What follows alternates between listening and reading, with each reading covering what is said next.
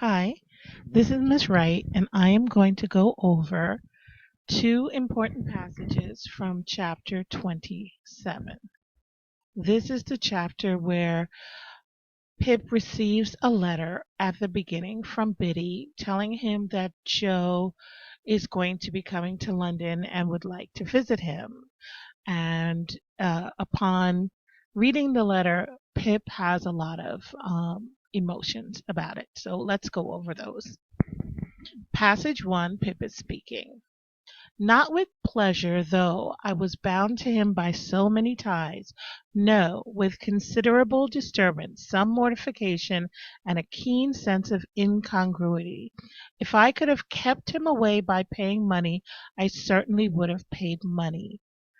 Okay, so this is the first couple of sentences that I want to look at. And Pip has received the letter, and his immediate response is, "Oh no, I hope Joe doesn't come, or I wish Joe wasn't coming."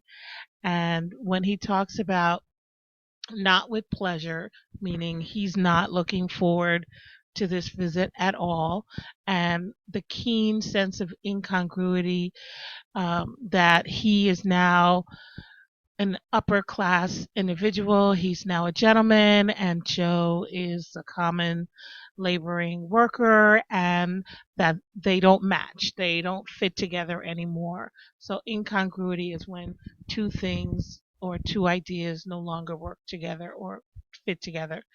So, he's saying that he's mortified, which is embarrassed. He's considerable disturbance. It's very upsetting for him, the idea that Joe would come to visit him.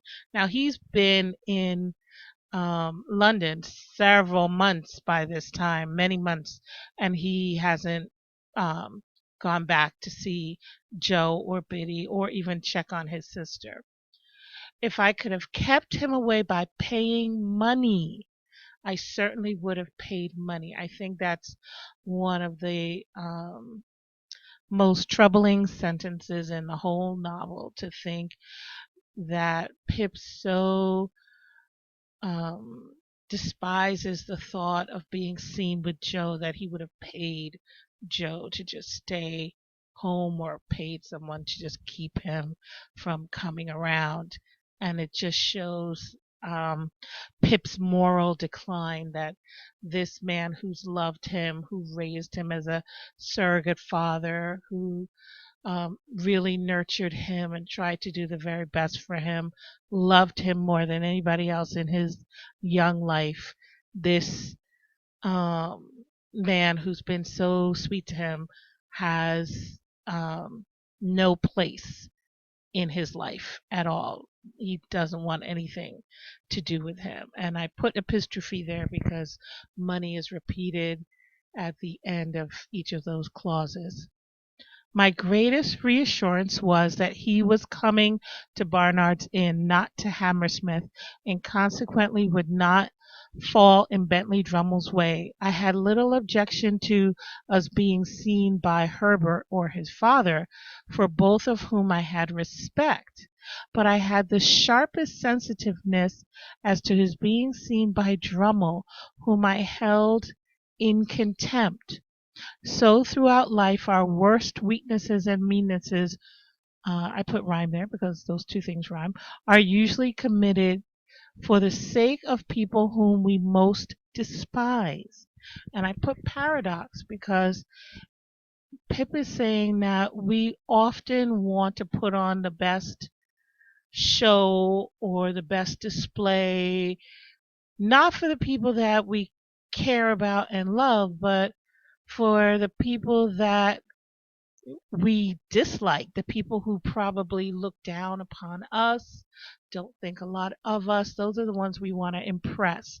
And so he knows Bentley Drummle is um, a snob. He knows Bentley Drummle is a awful lout of a person, has no redeeming qualities, and yet the person that he is rejecting Joe for is this man, because he doesn't want Drummle to see Joe. It would give Drummle maybe ammunition to ridicule Pip.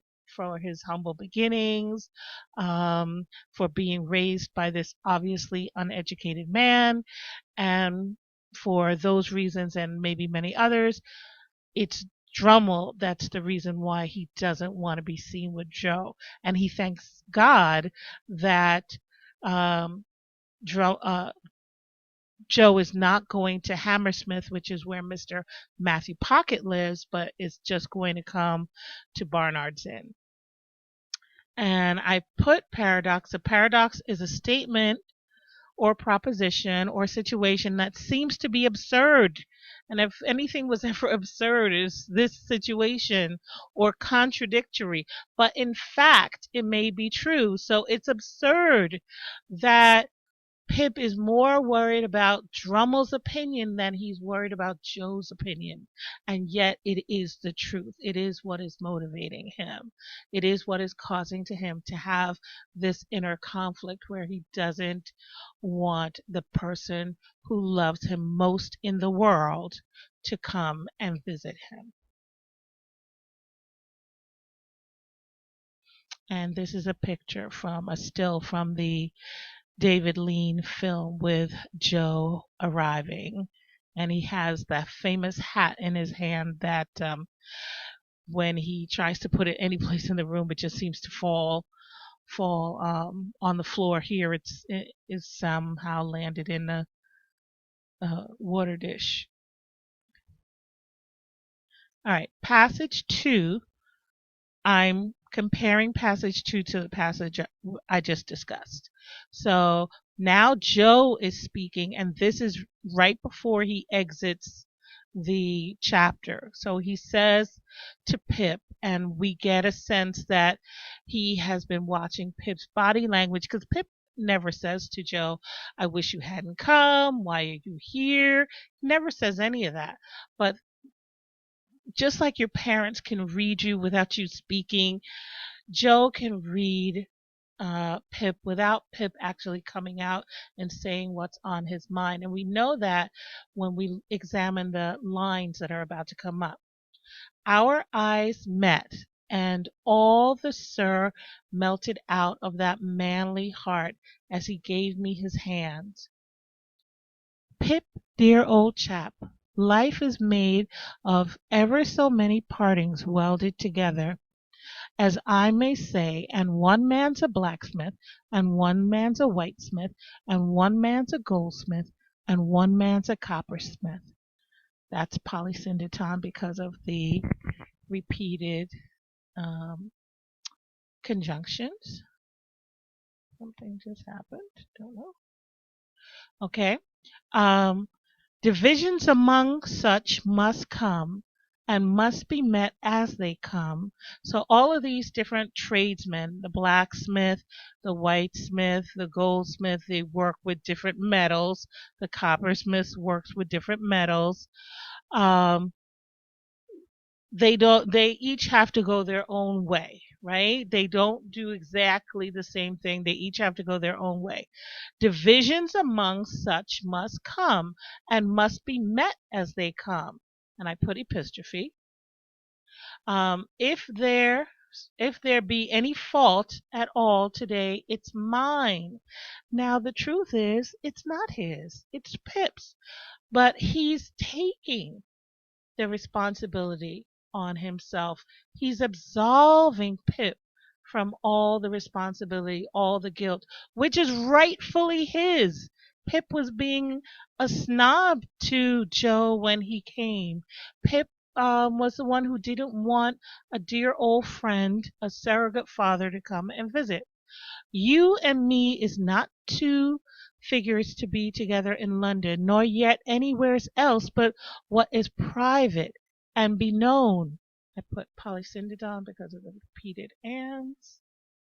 So when he says, the two of us shouldn't be seen out in public. We should only be seen behind closed doors. He's acknowledging that, we don't look right together around people. People would talk. They wouldn't understand why we're friends. And then he finally says, understood among friends. It ain't that I'm proud, but I want to be right. meaning I don't want to put you in a bad situation. As you shall never see me no more in these clothes. I'm wrong in these clothes. So he acknowledges that his Sunday going to meeting suit doesn't really fit him. It's too formal for him. He's a very informal gentleman. I'm wrong out of the forge, the kitchen. And when he says the kitchen, he means, his home where they would eat their meals, or off the meshes, which he means marshes. You won't find half so much fault in me if you think of me in my forge dress. That means his leather apron that he uses when he's working over heat, with my hammer in my hand, or even with my pipe. You won't find half so much fault in me. Now he repeats this. Pip has never said that he found fault in Joe. He never said that to his face. But obviously, his body language, his demeanor, has indicated to Joe that the person he loves most in the world is embarrassed to have him there. And it's heartbreaking. It's heartbreaking for me, and I've read this book multiple times, to think of, investing so much in another person and loving the person so much, and to have them embarrassed by your presence. Supposing as you should ever wish to see me, you come and put your head in at the forge window and see Joe the blacksmith there at the old anvil in the old burnt apron sticking to the old work. And I put epanellipsis because of the repetition of old. I'm awful dull, meaning I'm not educated, I'm not smart, but I hope I've beat out something nigh the rights of this at last. So he's saying, I hope I've hit it on the head. I hope I've gotten to the heart of what the problem is. And so God bless you, dear old Pip, old chap. God bless you. I had not been mistaken in my fancy that there was a simple dignity in him. And this is what we're supposed to get also, that Joe is a terribly proud but yet humble man, a man of great dignity and nobility. The fashion of his dress could no more come in its way when he spoke these words, meaning even though he doesn't look quite, right in his suit, than it could come in his way in heaven. And the fact that Pip links Joe with heaven is something that's going to come back to us later. The author is pointing us towards an understanding of Joe's character. He touched me gently on the forehead and went out as soon as I could recover myself sufficiently, because Joe's words have cut to the very heart of Pip. I hurried out after him and looked for him in the neighboring streets, but he was gone. And I put pathos here because this, for most readers who are hooked on this story by now, is a very emotional scene because it goes to the most primal relationships that we have as human beings. Those people who raise us, who take care of us, our parents, or maybe you were raised by your grandparents, your guardians, whoever, and to just outwardly reject them and cast them aside. Them, Pip is wrong because Joe hasn't done anything to him. Joe is a constant throughout this whole novel. He's the same at the beginning as he is at the end. We just find out more and more about him, but he's not a character that really changes in a sense of changing up on Pip the way Pip changes about Joe. So for me, I feel a great sense of pathos. I think the author Charles Dickens is creating a sense of pathos because it's a very emotional scene for most people as they are reading this. Okay, and then when you juxtapose it with the beginning of the chapter and Pip not wanting this man to come, saying that he would have paid money for him not to come, then the end of the chapter is all the more profound. All right, I hope this helps you to understand a really important part of the story. Please like this video and study hard. I'll see you soon. Have a good night. Bye.